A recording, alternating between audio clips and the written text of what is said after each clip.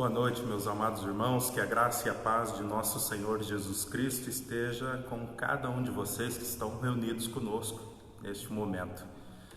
Este hino que nós acabamos de escutar é um hino que fala profundamente ao nosso coração, porquanto ele vai nos mostrando, vai nos revelando que mesmo quando nós caminhamos por momentos de dificuldade, mesmo quando caminhamos na escuridão, Cristo Jesus é a paz que reina no nosso coração. Graças a Deus por nosso Senhor Jesus Cristo, porque Ele é a nossa alegria encarnada. Com essas palavras, então, eu dou as boas-vindas, convido você a reunir a sua família ao redor da mesa, onde quer que você esteja nesse momento, para juntos meditarmos na palavra do Senhor. Hoje nós faremos a exposição no Salmo de número 5. Exposição no Salmo de número 5.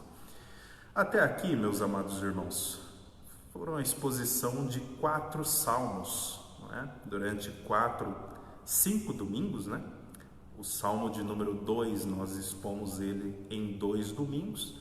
Vimos então que o Salmo de número 1 é a porta de entrada para os salmos. Ele faz uma distinção clara entre aqueles que servem a Deus e aqueles que não servem a Deus. Aqueles que devem entrar no reino de Deus, aqueles que são conclamados a adorar a Deus. No Salmo de número 2, então, vimos que é um salmo messiânico. Foi composto por Davi, isso é provado no Novo Testamento, e o nosso coração se regozija, porque o Novo Testamento, então, deu testemunho do Antigo Testamento, dizendo que este Salmo de número 2 é um salmo composto por Davi, mas não só isso, é um salmo que diz respeito diretamente a nosso Senhor Jesus Cristo. Você deve se lembrar disso. É um salmo que também acontece uma distinção entre aqueles que servem a Deus e aqueles que criavam planos para destronar Deus do seu local celestial. Você deve se lembrar disso, que nós fomos então informados que Deus governa todas as coisas. E porque Deus governa todas as coisas, nenhum plano humano contra Deus poderá ser levado a cabo, poderá ter sucesso. Podem ser feitos, mas nunca terão sucesso. Dos Salmos de número 3 até o Salmo de número 6, apesar de que a nossa exposição hoje é no 5, nós temos Davi em um contexto de perseguição. Davi estava sendo perseguido pelo seu filho Absalão, que havia tomado o trono dele, não é? E havia então um conluio entre os principais de Israel para depor Davi e colocar seu filho Absalão no trono. Davi então está em fuga nesse momento, as suas coisas ficaram todas para trás, ele depende até mesmo da mão de outras pessoas para poder comer, não é? Davi está num momento bastante complicado então. Davi, à medida que o tempo vai passando, o seu coração vai se angustiando. Ele vai começando a demonstrar preocupação, uma preocupação crescente, e é isso que nós temos agora no Salmo de número 5, uma preocupação, uma angústia crescente, e o que fazer em momentos de preocupação e de angústia de alma. É sobre isso que vai tratar agora o Salmo de número 5. O tema que eu dei para esse sermão, então, é o Jardim das Aflições. Salmo de número 5, convido você que abra comigo a palavra de Deus no Salmo de número 5 para fazermos a leitura. E diz assim a palavra de Deus: dá ouvidos, Senhor, às minhas palavras e acode ao meu gemido. Escuta, Rei meu e Deus meu, a minha voz que clama. Pois a ti é que eu imploro. De manhã, Senhor, ouves a minha voz. De manhã te apresento a minha oração e fico esperando, pois tu não és Deus que se agrade com a iniquidade, e contigo não subsiste o mal. Os arrogantes não permanecerão na tua presença. Odeias todos os que praticam a iniquidade. Tu destróis os que proferem mentira. O Senhor abomina o sanguinário e o fraudulento.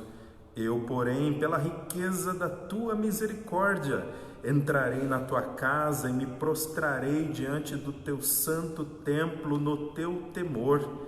Senhor, guia-me na tua justiça por causa dos meus adversários. Endireita diante de mim o teu caminho, porque na boca dos meus adversários não há sinceridade. O íntimo deles está cheio de crimes, a garganta deles é sepulcro aberto e com a língua lisonjeiam. Declara os culpados, ó Deus, que eles caiam pelos seus próprios planos. Rejeita-os por causa de suas muitas transgressões, porque eles se rebelaram contra ti.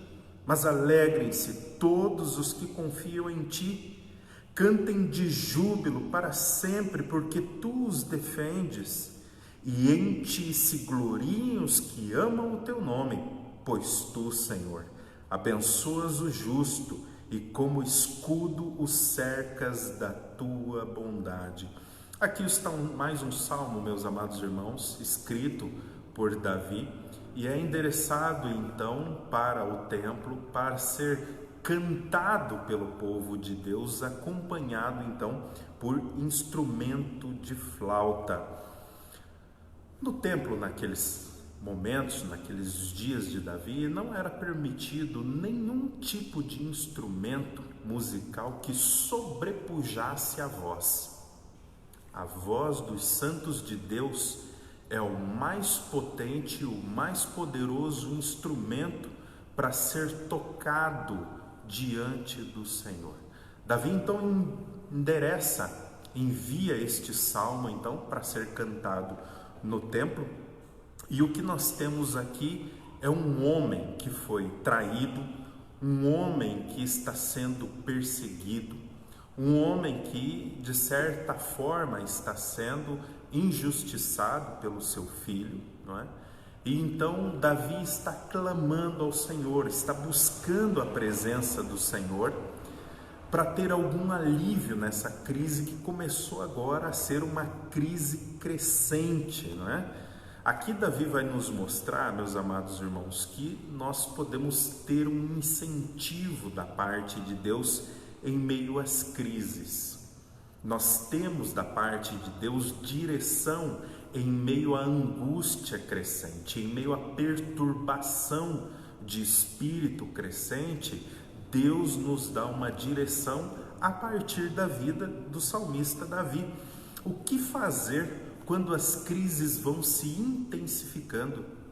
O que fazer à medida que a nossa alma vai se angustiando, vai se perturbando? Deus vai nos dar a resposta hoje a partir da vida do salmista Davi. Este é mais um salmo então composto por Davi, e é um salmo composto para ser cantado então no culto público, no templo, e isso deve nos chamar muito a nossa atenção, compreender que este salmo, na linguagem que ele é nos transmitido hoje, ele foi composto para o culto público. Ele é como uma oração do salmista para ser cantado pelo povo de Deus no templo. E nós vamos perceber então que esta linguagem é uma linguagem apropriadíssima para estar na presença de Deus. Este salmo, então, nós percebemos um Davi profundamente angustiado, profundamente perturbado pelas maldades dos seus inimigos, pelas mentiras que os seus inimigos andam falando contra Davi. Isso se perpetuou de tal forma em Israel e tão rápido que Davi, quando olhava para o lado, todos aparentemente que estavam próximos dele se tornaram seus inimigos, até mesmo pessoas íntimas, pessoas que costumavam estar dentro do seu palácio se tornaram seus inimigos. começaram a falar mal de Davi. Então, tudo isso começou a angustiar o coração de Davi. O que nós temos então no Salmo 5 vai completando toda essa imagem. Então, nós temos um salmo que é cantado no culto público pela expressão de um homem que está angustiado.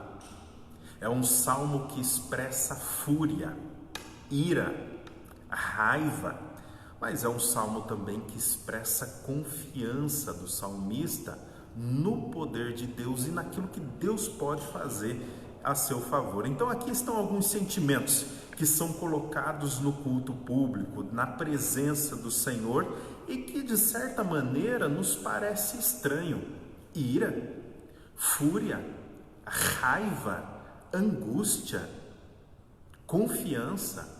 Todos estes sentimentos, então, estão na presença de Deus. Isso nos parece estranho porque eu e vocês não estamos acostumados a expressar estes sentimentos no culto público. Nós também não estamos acostumados a expressar esses sentimentos nas nossas orações na presença de Deus. Agora, todo o contexto mostra que nós temos um Davi enraivecido, furioso, está angustiado, mas é um homem que está muito irado. O salmista expõe a dor da sua alma, ele está desesperado nesse momento pelas circunstâncias que o rodeiam. Aqui também está uma daquelas fases mais difíceis, mais complicadas da vida de Davi, porque o seu inimigo é o seu próprio filho. Como é que poderia Davi levantar a mão então contra o seu próprio filho? O que fazer em uma situação dessas? Davi, ele está em uma situação em que ele se encontra impotente. Não dá para resolver isso pela força do seu braço. Quem está perseguindo Davi é o seu próprio filho. Não há para onde escapar, não há como resolver essa situação se não buscar a presença de Deus. Aí está um Davi também derramando profunda tristeza na presença de Deus. Um Davi angustiado, porque aqueles que eram seus amigos se tornaram seus inimigos. Começaram a falar mal e a falar mentiras a respeito de Davi. Então ele está tomado de tristeza, está se sentindo desprezado por pessoas que se faziam seus amigos, mas que na verdade não eram seus amigos, por alguém que era filho de Davi, mas que nesse momento não estava se comportando em submissão ao próprio Davi. A glória de Davi, ao reinado de Davi. Seu filho não estava obedecendo como deveria obedecer. Então, Davi se sente desprezado, se sente entristecido. A quebra de relacionamentos íntimos, nesse momento em que Davi está exilado, a quebra de relacionamentos com amigos íntimos, amigos que eram da sua casa, pessoas que sentaram na mesa com Davi, pessoas que com certeza foram beneficiadas pelas mãos de Davi, agora se colocaram como traidoras dele. O seu próprio filho, também que havia anteriormente sido perdoado por Davi, agora se coloca contra Davi. O seu próprio filho, que havia recebido benevolência das mãos de Davi, agora colocou o seu rosto contra Davi. Então comece a perceber o estado, a angústia que Davi se encontra nesse momento. Pessoas que conheciam o pecado de Davi, com Batseba, com Urias, começaram a usar este pecado contra Davi, começaram a usar os pontos fracos de Davi contra ele mesmo.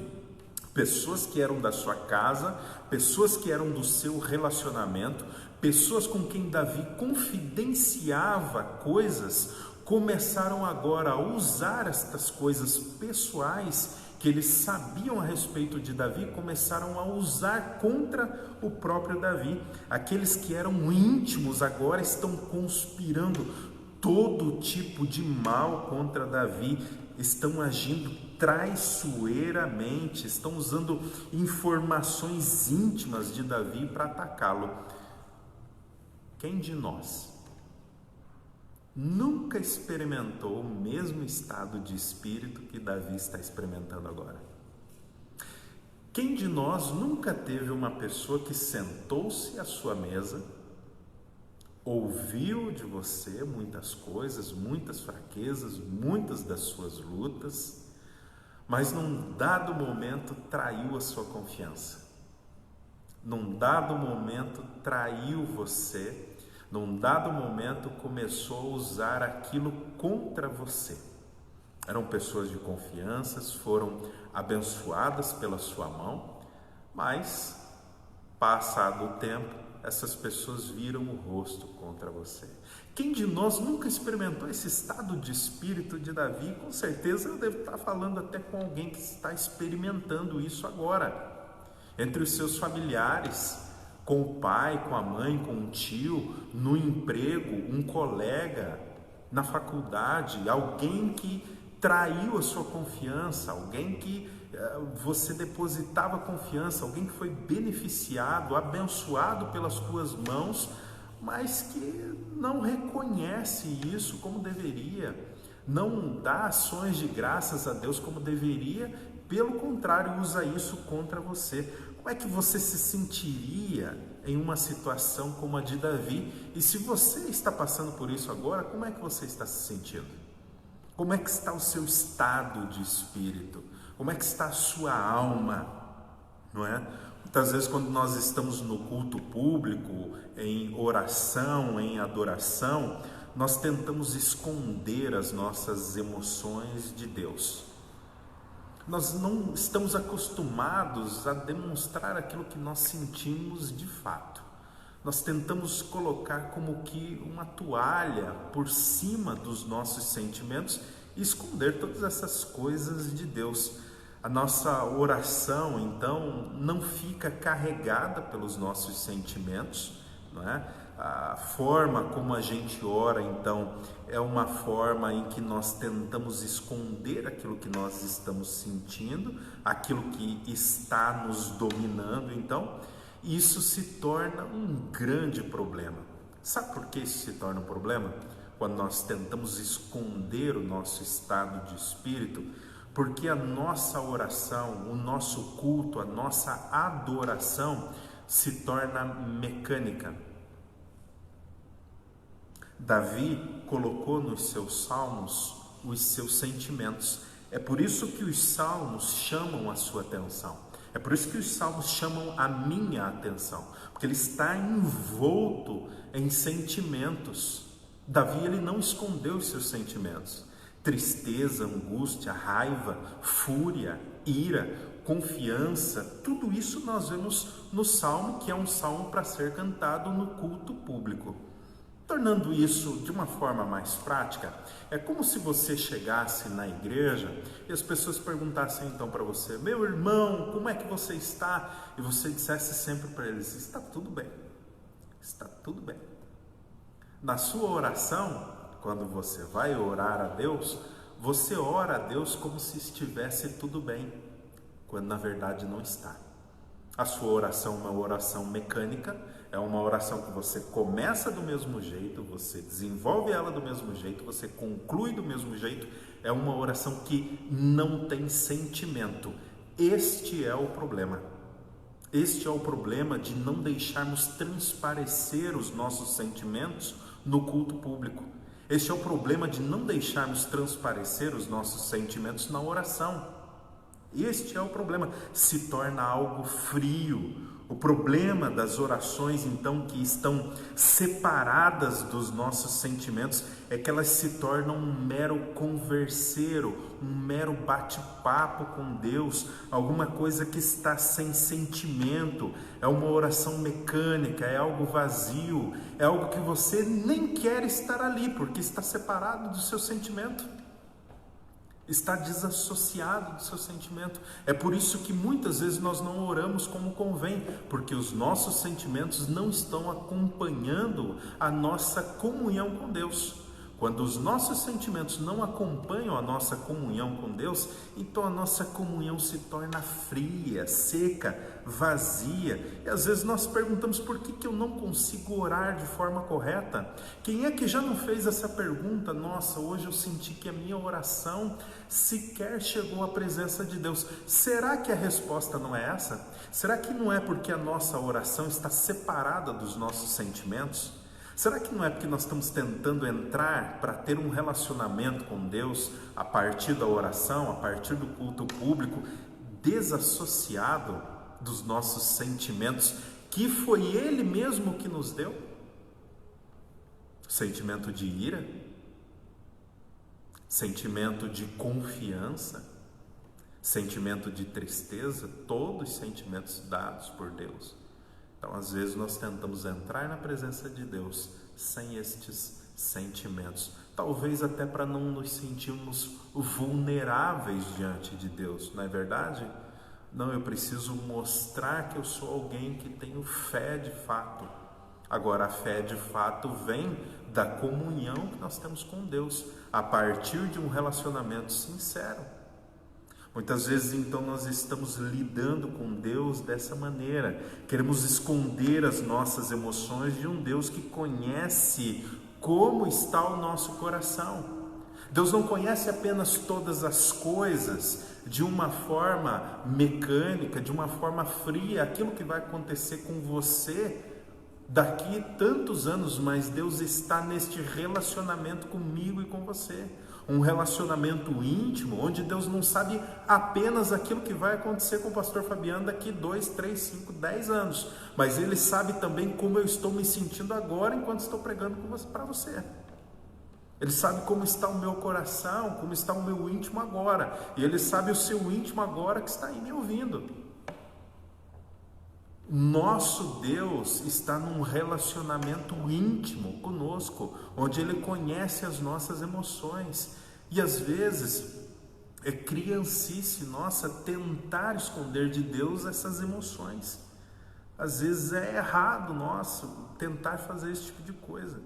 Você se lembra de um filme com Michael Douglas que passou em 1993? É um filme muito conhecido e eu confesso que eu gostava desse filme. O nome desse filme é Um Dia de Fúria. Lembra dele? Passou em 1993 com Michael Douglas e ele interpretava o personagem principal que se chamava Bill. Michael Douglas então interpretava esse homem que vivia numa sociedade bastante mecânica. O sorriso era mecânico, os sentimentos eram mecânicos, haviam problemas para todos os lados, roubo, injustiça, o que você imaginar, uma sociedade muito parecida com o Brasil hoje. Então, Michael Douglas, ele vai segurando os seus sentimentos diante de todos esses problemas graves, ele vai, sufocando a sua ira, sufocando a sua fúria, até que um dia aquela raiva do Bill explode. Ele pega um taco de beisebol e ele coloca a América abaixo com um taco de beisebol na mão. Ele é tomado pela fúria por causa daquele estado de coisas que está ao seu redor. Pois bem, algumas pessoas são como Bill. Algumas pessoas são exatamente como ele. Quando os problemas vão se intensificando, vão se avolumando nas nossas costas, né? Nós então tendemos a explodir. Ao invés de deixarmos estes sentimentos serem tratados na presença de Deus, então nós explodimos. Muitas pessoas, quando explodem, sabe o que fazem? Não pegam um taco de beisebol como o Bill do Um Dia de Fúria. Elas vão para o cigarro, elas vão para a bebida, elas vão para o sexo ilícito, elas vão para a comida, elas vão buscar saciar, os seus sentimentos em tantas outras coisas que não é a presença de Deus. Talvez hoje você esteja fazendo como o Bill. Talvez você está tentando saciar os seus sentimentos em muitas coisas, em muitas outras coisas, quando na verdade os meus e os seus sentimentos deveriam ser tratados na presença de Deus. É Ele quem trata cada sentimento do nosso coração, é Ele quem equilibra cada um desses sentimentos. Pois bem, as emoções de Davi estão chegando ao seu ápice e é isso que ele faz, meus amados irmãos. Ele vai à presença de Deus. É o mesmo que eu e você devemos fazer. Então, se nós perguntássemos, à medida que os problemas vão se avolumando, à medida que a minha alma vai se angustiando, à medida que eu vou ficando entristecido, o que é que eu deveria fazer? Eu deveria levar todos esses sentimentos e apresentá-los diante do trono de Deus. É o que nós vemos nos versos de 1 a 3. Davi leva todos os seus sentimentos e os apresenta a Deus, que pode dar correção para esses sentimentos, né? Que pode aceitar estes sentimentos e tratar cada um desses sentimentos. Davi diz assim nos versos de 1 a 3: dá ouvidos, Senhor, às minhas palavras e acode ao meu gemido. Escuta, Rei meu e Deus meu, a minha voz que clama, pois a Ti é que eu imploro. De manhã, Senhor, ouves a minha voz, de manhã te apresento a minha oração e fico esperando. Aqui está o clamor do aflito, aqui está o clamor do angustiado, do traído, do perseguido, do entristecido, do furioso. Ali está ele, de joelhos na presença de Deus, abrindo seu coração e mostrando a Deus todos aqueles sentimentos que estão se avolumando no seu coração. Tudo aquilo que está, de alguma maneira, oferecendo algum caos no interior de Davi, agora é apresentado diante de Deus. A imagem que Davi desenha na nossa mente agora é uma imagem extremamente interessante. É a imagem de um servo de joelhos na presença do seu Senhor, enquanto seu Senhor está sentado no trono, e este servo então de cabeça baixa diz tudo o que precisa dizer na presença do rei, diz tudo o que precisa na presença do rei, levanta então seus olhos e fica com os olhos nas mãos do rei, esperando ser abençoado pelo rei. Depois de entregar todos os seus sentimentos, depois de abrir, de rasgar o seu coração, Davi permanece na presença para ter todos os seus sentimentos tratados. No seu clamor, ele pede que Deus ouça cuidadosamente, que Deus ouça com atenção, que Deus coloque os seus ouvidos atentos para ouvir o clamor de Davi, a oração de Davi, porque ele está em grande sofrimento e em grande angústia. É por isso que ele começa o salmo da maneira que ele começa: dá ouvidos, Senhor, às minhas palavras e acode ao meu gemido. A situação está grave, os problemas estão se avolumando nas costas de Davi. As palavras que o salmista expressa na presença do Senhor é gemido, é imploro. Senhor, dê ouvidos à voz do meu gemido, da minha murmuração.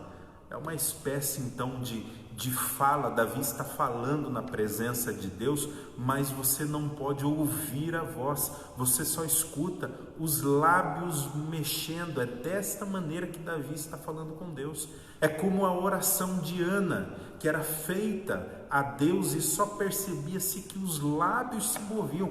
É dessa maneira que Davi está expondo na presença de Deus os seus sentimentos. Ele está necessitado, não é? A partir do momento que ele usa a palavra eu imploro a ti, Davi era um rei, ele está agora se colocando na condição de um servo, na condição de um escravo, na presença de um outro rei. Eu imploro a ti, Senhor, não é? Davi se coloca na posição de alguém que é completamente dependente de Deus diante de uma situação que se agravou, diante de uma situação que veio se avolumando sobre as suas costas, da qual ele não tem controle nenhum.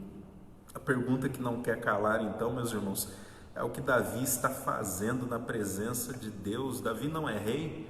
Davi poderia resolver essa situação. Davi foi ungido e ele mesmo tinha um exército ao seu comando. Ele poderia resolver a situação pelo seu poder, pela sua capacidade, pela sua própria glória, não é? Mas o que é que Davi está fazendo? Davi foi ungido rei de Israel segundo a vontade de Deus.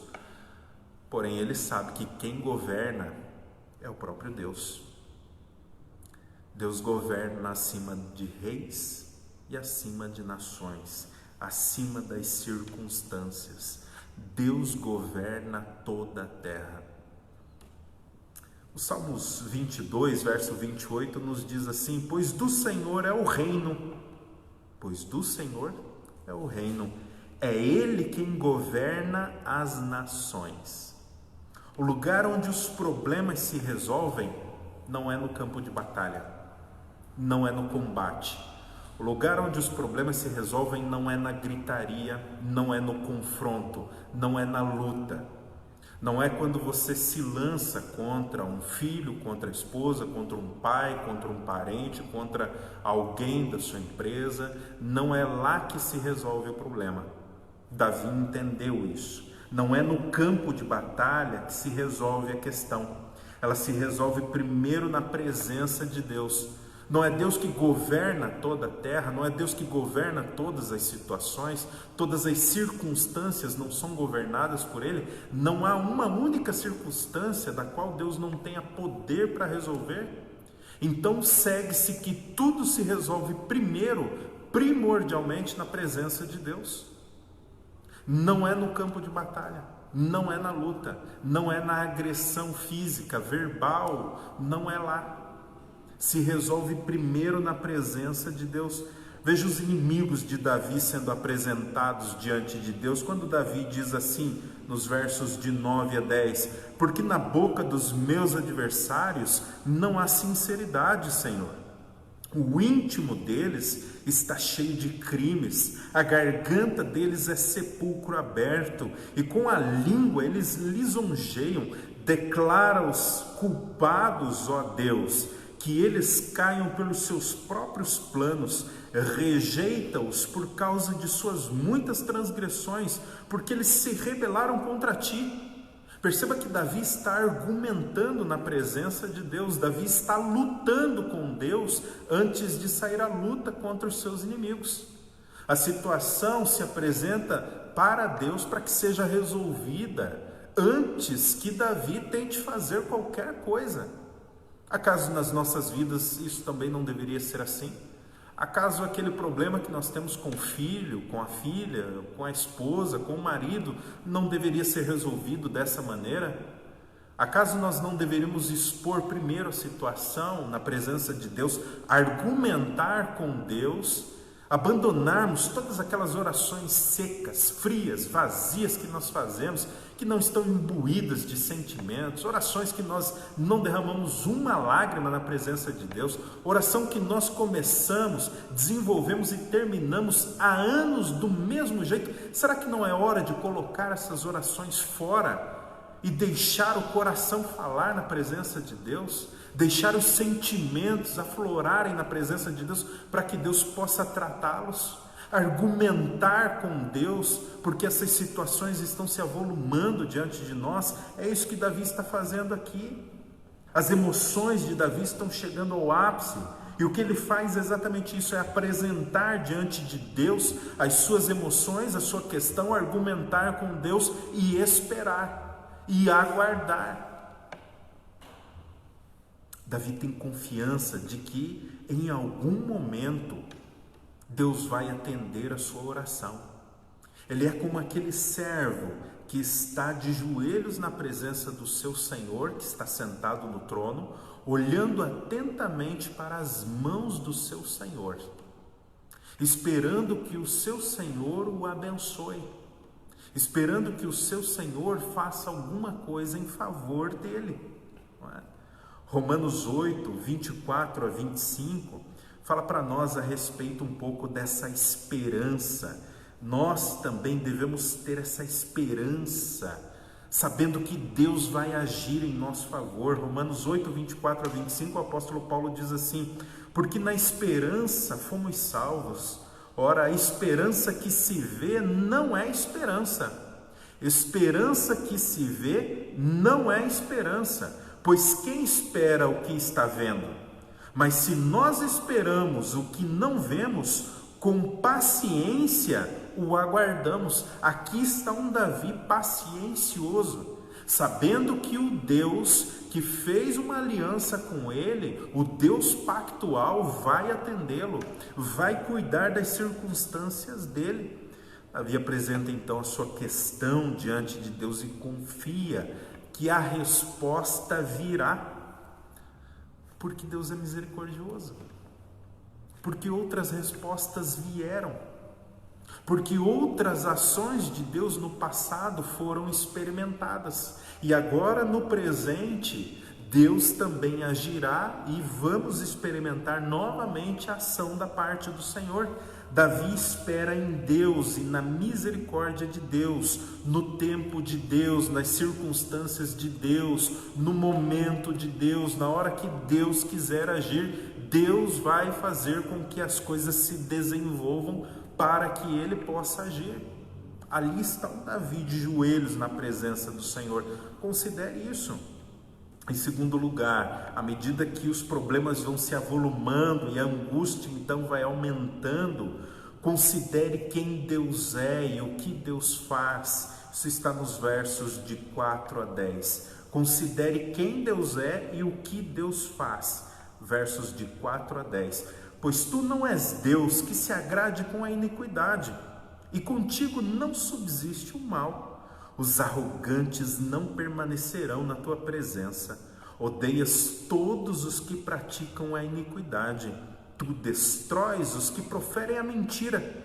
O Senhor abomina o sanguinário e o fraudulento.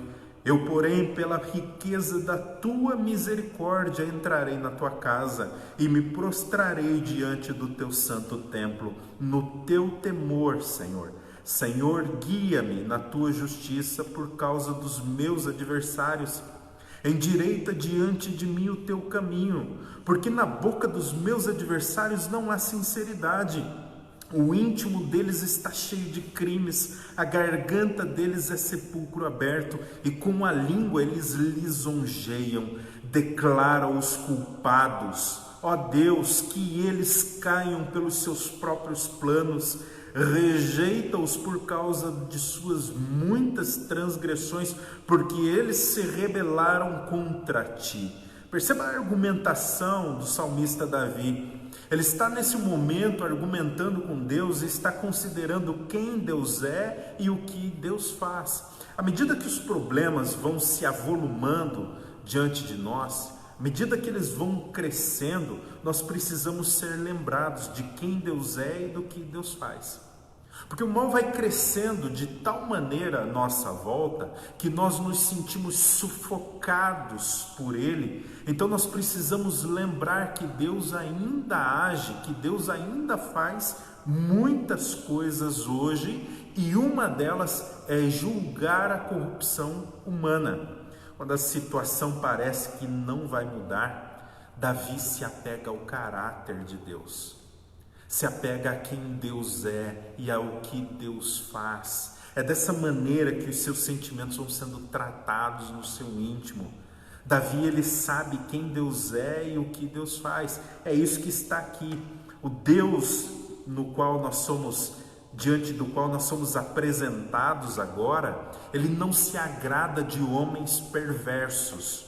Pessoas perversas, pessoas que amam o erro, pessoas que amam falar mal dos outros, pessoas que amam criar jogos contra as outras pessoas.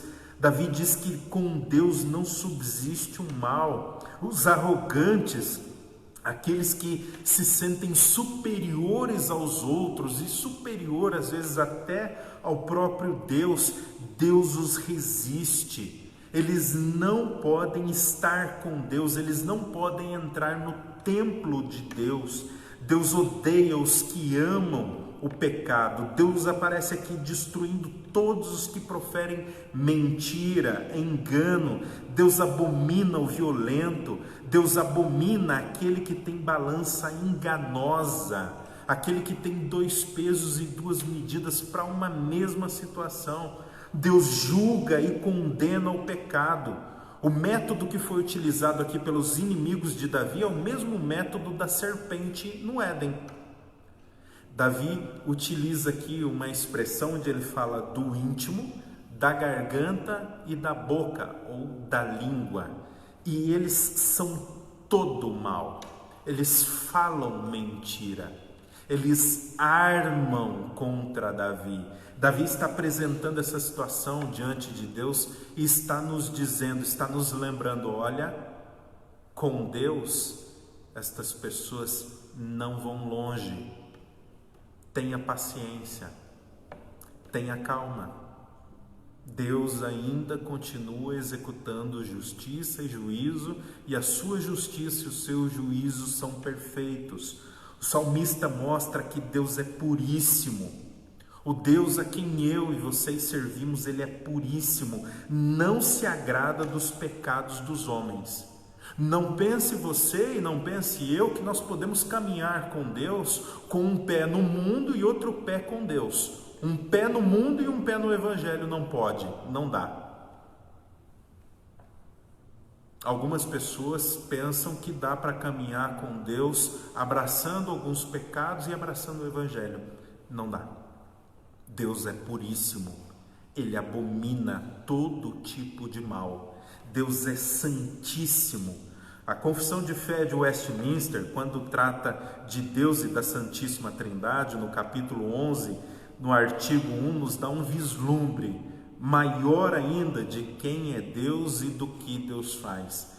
A Confissão de Fé de Westminster, ela pega vários outros textos da Sagrada Escritura e constrói um todo. Por isso a Confissão de Fé se coloca abaixo da Sagrada Escritura, porque ela utiliza a Sagrada Escritura para nos dizer quem Deus é e o que Deus faz. Preste atenção no que ela diz. Há um só Deus vivo e verdadeiro, o qual é infinito em seu ser e em suas perfeições. Ele é um Espírito puríssimo. Ele é invisível, sem corpo, sem membros, sem paixões, é imutável, é imenso, é eterno, é incompreensível, é onipotente, onisciente, é santíssimo, completamente livre e absoluto. Ele faz tudo para a sua própria glória e segundo o conselho da sua própria vontade, que é reta e imutável. Deus é cheio de amor, é gracioso, é misericordioso. Deus é longânimo, muito bondoso e verdadeiramente remunerador dos que o buscam. Contudo, é justíssimo, é terrível em seus juízos. Odeia todo pecado, de modo algum terá o inocente por culpado.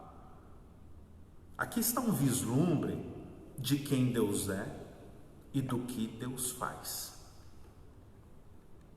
Davi está confiando no caráter de Deus, em quem Deus é e no que Deus faz para julgar a sua causa. Porque Deus não ama o pecado, Deus vai julgar o pecado. Porque Deus odeia a injustiça, qualquer injustiça cometida contra mim ou contra qualquer um de vocês será julgada por Deus no tempo de Deus, no tempo certo. Qualquer mentira levantada contra nós será severamente punida por Deus. O Catecismo de Heidelberg fala ainda dessa questão e de uma forma muito interessante também. Ele trata disso na parte primeira, quando fala sobre a nossa miséria. Nas perguntas 10 e 11, ele trata um pouquinho sobre essa questão do juízo de Deus sobre os pecadores, sobre aqueles que amam a mentira, sobre aqueles que amam os joguinhos, sobre aqueles que amam falar mal das pessoas, aqueles que amam a mentira, o erro, aqueles que amam a violência, aqueles que amam a morte, aqueles que amam o suborno, a corrupção. É desses que nós estamos falando, é para esses.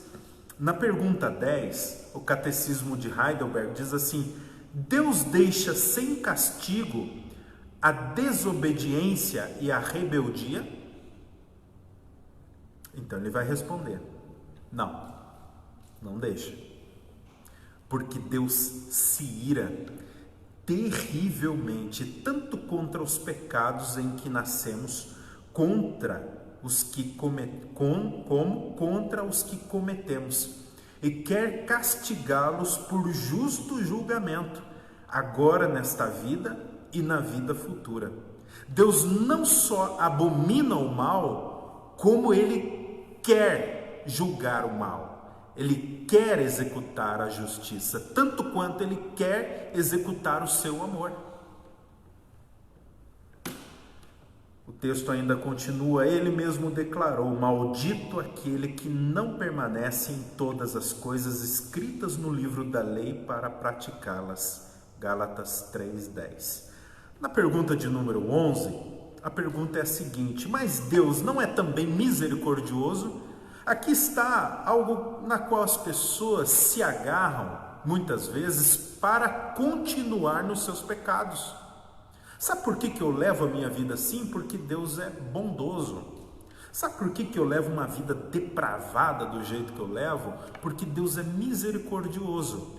Mas aqui está algo que vai confrontar-nos nessa noite. A resposta para essa pergunta é a seguinte: Deus na verdade é misericordioso, mas também é justo. Por isso, sua justiça exige que o pecado cometido contra a suprema majestade de Deus seja castigado também com a pena máxima, quer dizer, com o castigo eterno em corpo e alma.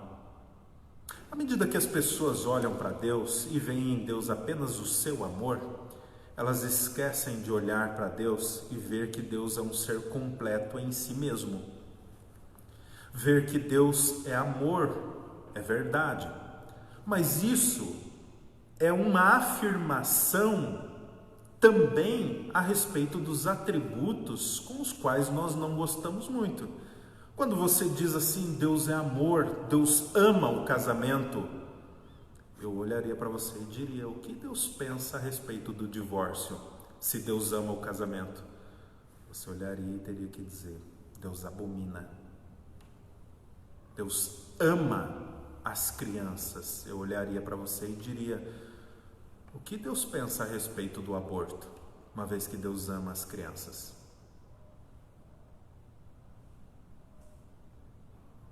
Percebe que o amor de Deus revela o seu ódio pelo pecado?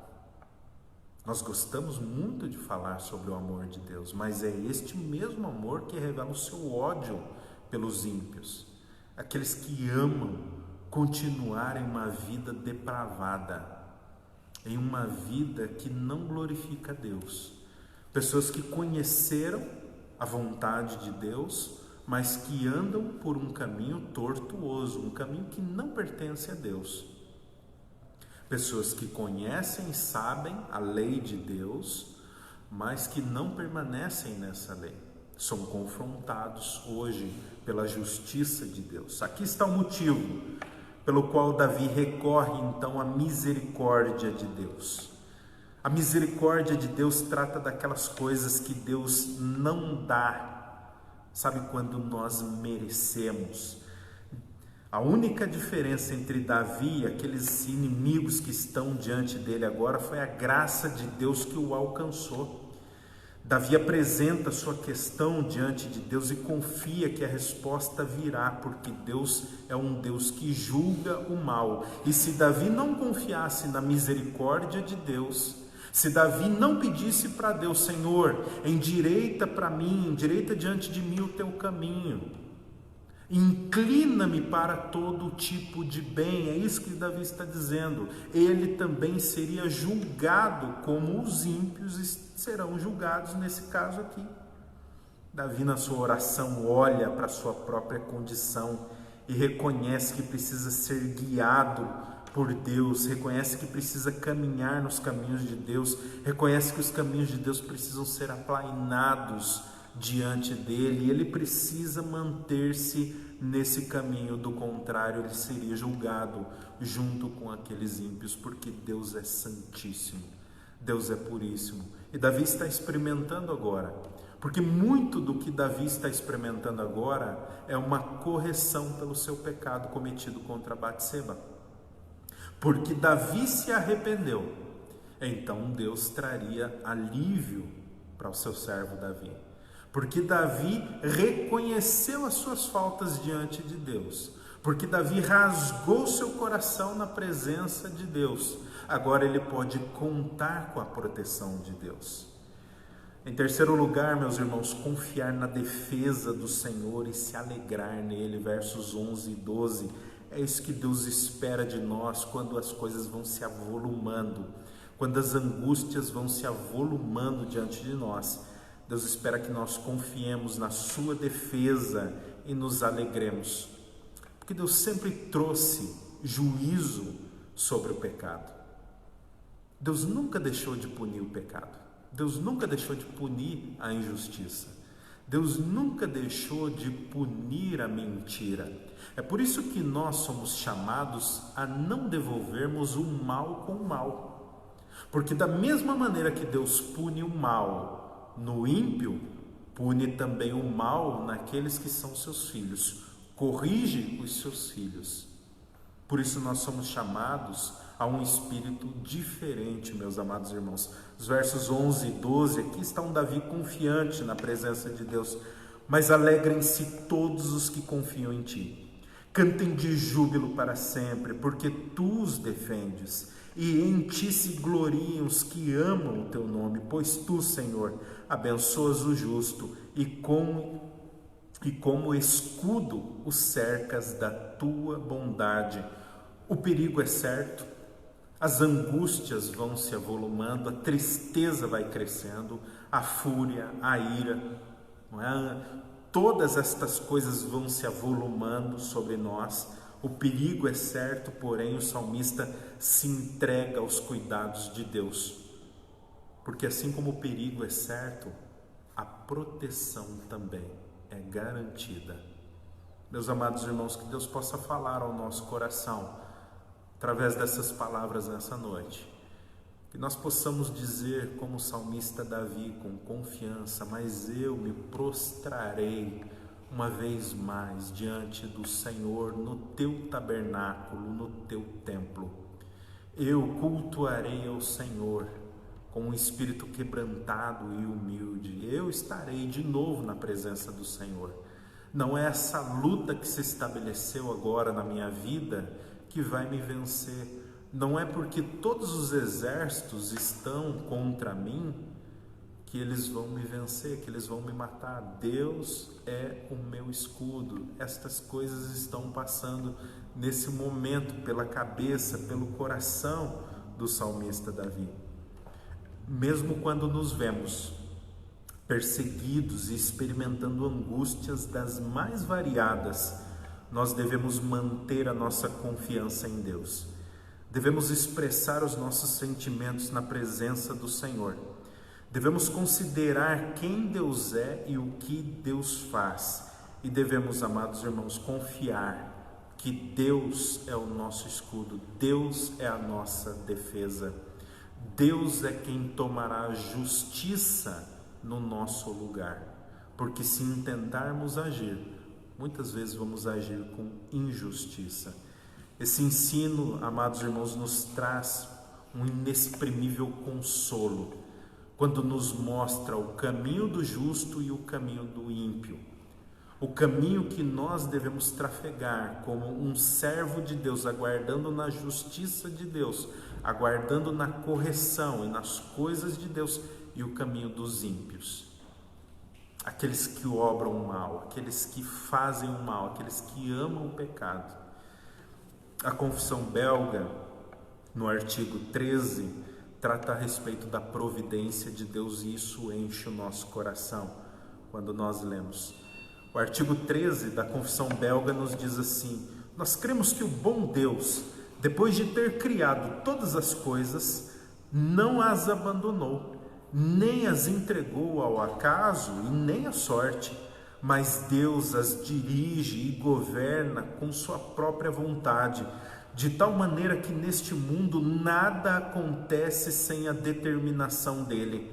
Contudo, Deus não é o autor, nem tem culpa do pecado que se comete, pois seu poder e bondade são tão grandes e incompreensíveis que ele ordena e faz a sua obra muito bem e com justiça, mesmo que os demônios e os ímpios ajam injustamente, e as obras dele que ultrapassam o entendimento humano, não queremos investigá-las curiosamente, além da nossa capacidade de entender. Mas nós adoramos a Deus humildemente e piedosamente em seus justos julgamentos que nos estão escondidos.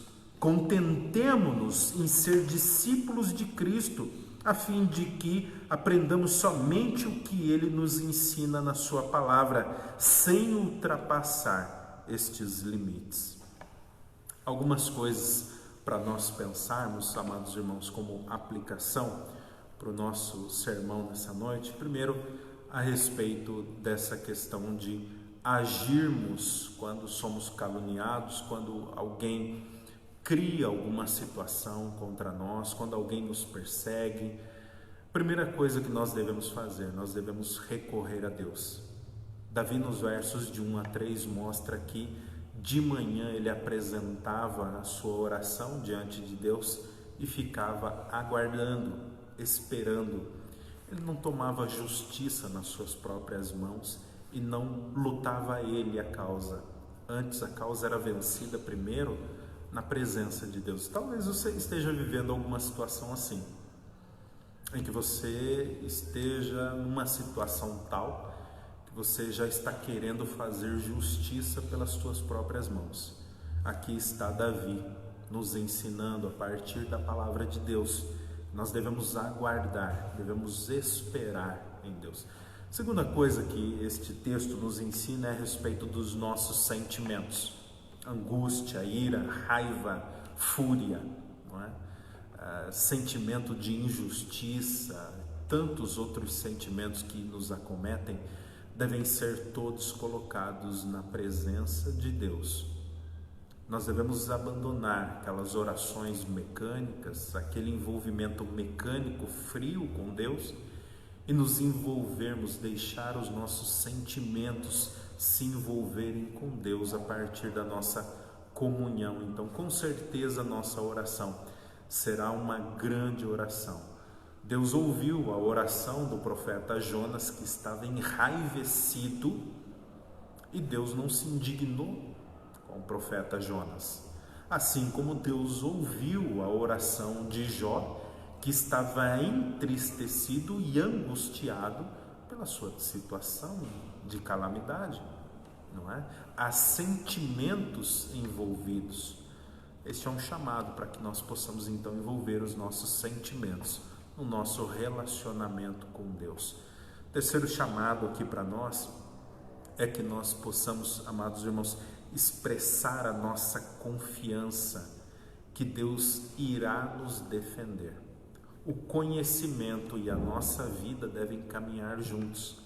Se Deus diz que julga o pecado, então toda mentira, toda calúnia levantada contra você, Deus oferecerá, meus amados irmãos, Deus oferecerá a justiça, Deus oferecerá a tranquilidade, Deus oferecerá, sabe, a proteção que você precisa desse tipo de coisa, sem que você tenha que se envolver nessas coisas e tomar a justiça nas suas próprias mãos.